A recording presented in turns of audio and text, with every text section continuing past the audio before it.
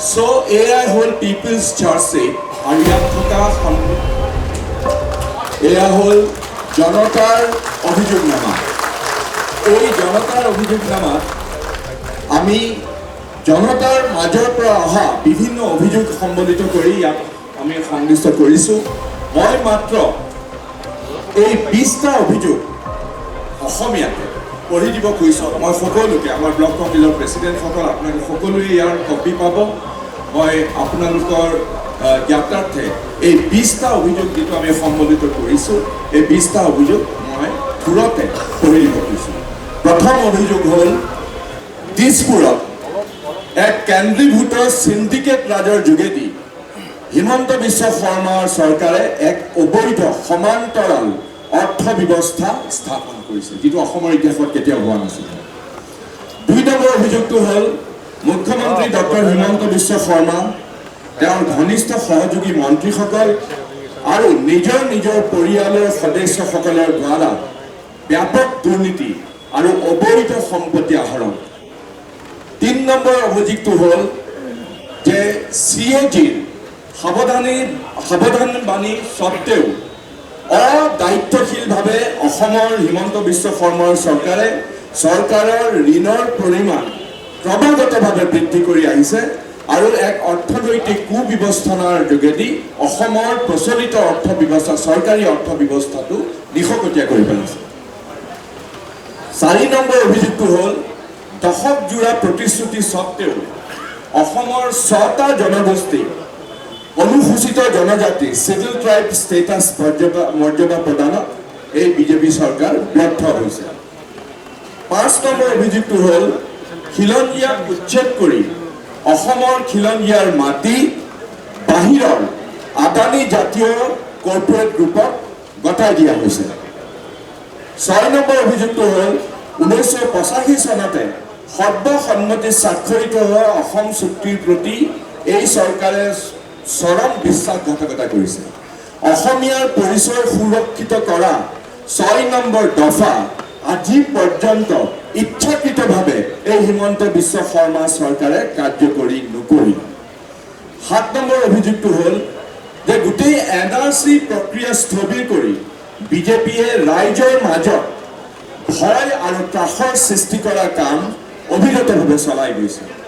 NRCৰ বাবদ খৰচ হোৱা 1600 কোটি টকা হৈছে অসমৰ সংগঠিত সৰ্ববৃহৎ ৰাজনৈতিক কেলেংকাৰী। 8 নম্বৰ অভিযোগটো হ'ল অসমৰ বানপানী আৰু গৰাখহনীয়া, নদীৰ পাৰ গৰাখহনীয়া, এই সমস্যা দুটাক ৰাষ্ট্ৰীয় দুৰ্যোগৰ মৰ্যাদা দিয়া এই বিজেপি চৰকাৰ ব্যৰ্থ হৈছে।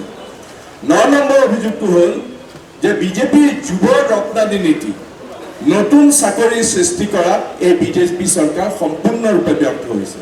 কেৱল খালী হোৱা চৰকাৰী খালী পদ পূৰণকে নিয়োগ বুলি ভুৱা প্ৰচাৰ কৰি অসমক বহিঃৰাজ্যলৈ শ্ৰমিক যোগান ধৰা এক সংস্থানলৈ ৰূপান্তৰিত কৰিছে এই বিজেপি চৰকাৰে। 10 নম্বৰ অভিযোগটো হ'ল ৰাজহুৱা শিক্ষা ব্যৱস্থাৰ দুৰ্বলীকৰণৰ যোগেদি দুখীয়া শিশুক শিক্ষাৰ মৌলিক অধিকাৰৰ পৰা বঞ্চিত কৰা হৈছে। 11 নম্বৰ অভিযোগটো হ'ল মৌলিক স্বাস্থ্যসেৱা প্ৰদানত ব্যৰ্থ হোৱা অসমত বিভিন্ন প্ৰতিৰোধক্ষম ৰোগত অস্বাভাৱিকভাৱে সাধাৰণ দুখীয়া লোকৰ মৃত্যুৰ সংখ্যা বৃদ্ধি পাইছে। 12 নম্বৰ অভিযোগটো হ'ল দুখীয়া চাহ শ্ৰমিকসকলৰ সৈতে অবিৰতভাৱে প্ৰতাৰণা। 1 দশক আগতেই বিজেপিয়ে দৈনিক 351 টকা দিন মজুৰি দিয়াৰ প্ৰতিশ্ৰুতি আজিলৈকে কাৰ্যকৰী কৰা নহ'ল।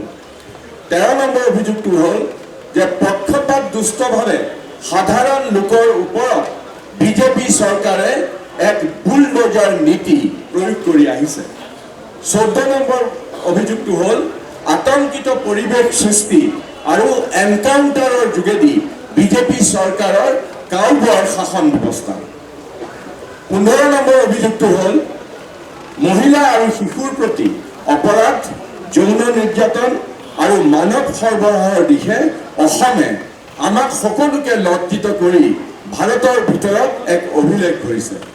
সুৰক্ষা দিয়াত ব্যৰ্থ হৈছে এই বিজেপি চৰকাৰ। 16 নম্বৰৰ অভিযোগটো হ'ল অসমৰ প্ৰাকৃতিক পৰিৱেশ খনন বেপাৰী আৰু বন মাফিয়াৰ হাতত বিক্ৰী কৰি দিয়া হৈছে।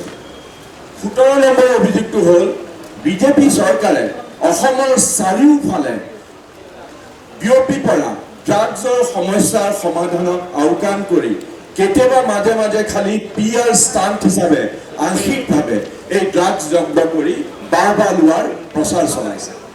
18 নম্বৰটো হ'ল যে অসমৰ খনিজ প্ৰধান অঞ্চলত পৰ্বতীয়া জিলাসমূহত আৰু অসমৰ তিনিচুকীয়া জিলাত অবৈধ আৰু অবৈজ্ঞানিকভাৱে ৰেট হোল কোল মাইনিঙক উৎসাহিত কৰি এই বিজেপি চৰকাৰে অসমৰ খনিজ সমৃদ্ধ অঞ্চলসমূহক একোটা মৃত্যু উপত্যকালৈ ৰূপান্তৰিত কৰিছে। 19 নম্বৰ অভিযোগটো হ'ল বিজেপি চৰকাৰৰ দিনত বাক স্বাধীনতাত মুখিমূৰ কৰি গণতন্ত্ৰৰ নিজাববীয়া যিটো স্তম্ভ আছে, চতুৰ্থ স্তম্ভ সংবাদ মাধ্যম, এই সংবাদ মাধ্যমক নিস্তব্ধ কৰি পেলাবৰ অহৰহ প্ৰচেষ্টা কৰিছে এই বিজেপি চৰকাৰে। আৰু 20 নম্বৰ অভিযোগটো হ'ল নগৰ পৰিকল্পনাৰ বাবে বিজ্ঞান মনস্কতাৰ অভাৱ আৰু পৰিচালন বিফলতাৰ বাবে আমাৰ অসমৰ গুৱাহাটীকে ধৰি বিভিন্ন চহৰ নগৰ এইবিলাকত কদৰ্য ৰূপৰ আৱৰ্জনাৰ সৈতে পূৰ্ণ আৰু চহৰীয়া অঞ্চলবিলাকত বানপানীত আবদ্ধ কৰি বানগ্ৰস্ত কৰি তোলাৰ যিটো কাম কৰিছে, এইকেইটাই হ'ল আমাৰ 20টা অভিযোগ। আমি এই ৰাইজৰ অভিযোগনামাত সন্নিৱিষ্ট কৰিছোঁ।